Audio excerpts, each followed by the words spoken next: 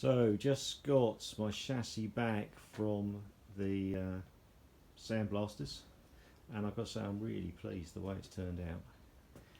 So if you saw my last video, you would have seen that what a state the chassis was in, lots and lots of holes, and I've put about 200 hours, no exaggeration, into replacing all of the damaged, rusty bits and replacing it with all really good thick steel.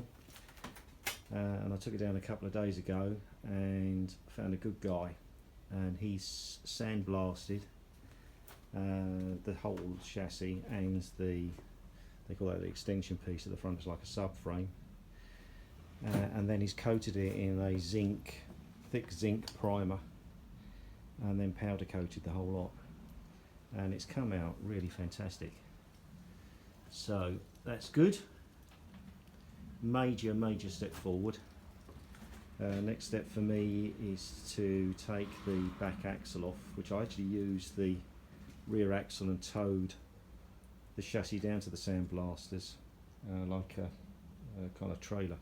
So I've got to take that off again, strip that down, and get that blasted and painted as well, and that'll be the next thing I do. But all in all, great job.